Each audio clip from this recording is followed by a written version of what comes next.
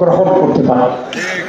তাহলে আজকের যে বাংলাদেশের অবস্থা, এই অবস্থায় এদেশের জনগণ যে প্রত্যাশায় রয়েছে, বাংলাদেশ জাতীয়তাবাদী দল, শহীদ প্রেসিডেন্ট জিয়া রহমানের প্রতিষ্ঠিত দল, সেই জনগণের প্রত্যাশাকে এদেশে প্রতিষ্ঠা করতে পারবে, তাদের ইচ্ছাকে এদেশে বাস্তবায়ন করতে পারবে।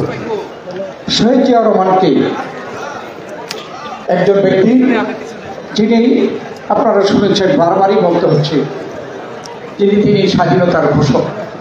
তার আগে 25শে মার্চ রাত্রে তিনি পাকিস্তান সেনাবাহিনী থেকে রিভোল্ট করেছেন, তারপরে স্বাধীনতা ঘোষণা, তারপরে সেক্টর কমান্ডার, তারপরে জেট ফোর্সের কমান্ডার, এবং সরাসরি তিনি যুদ্ধ করে দেশকে স্বাধীন করেছেন।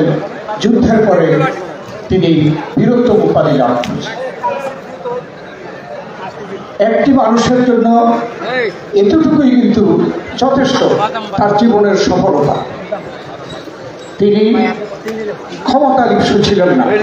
স্বাধীনতার পরে এই যে তার যে অবদান, এই অবদানকে অনেকেই সহ্য করতে পারে। যদি এই অবদানকে প্রচার করা হয় বা তার অবদানকে স্বীকার করা হয়, তাহলে অনেকে যারা মুক্তিযুদ্ধের পরে ক্ষমতায় এসেছিল, তারা নিজেদেরকে নিজেরা ছোট করে ফেলে। সেই জন্যই কিন্তু অস্বীকার করেছিল এবং তার বিরুদ্ধে ষড়যন্ত্র করেছিল। তিনি এই ষড়যন্ত্রকে মোকাবেলা করেন নাই। যারা করেছিল তারা মুক্তিযুদ্ধের চেতনার বিরুদ্ধে, তারা যে দায়িত্ব নিয়ে তারা মুক্তিযুদ্ধের চেতনার বিরুদ্ধে কাজ করেছিল, গণতন্ত্রকে হত্যা করেছিল, এদেশের সংবাদপত্রের স্বাধীনতাকে খর্ব করেছিল, 4টি মাত্র সংবাদপত্র ছাড়া সকল সংবাদপত্র বাতিল করে দিয়েছিল।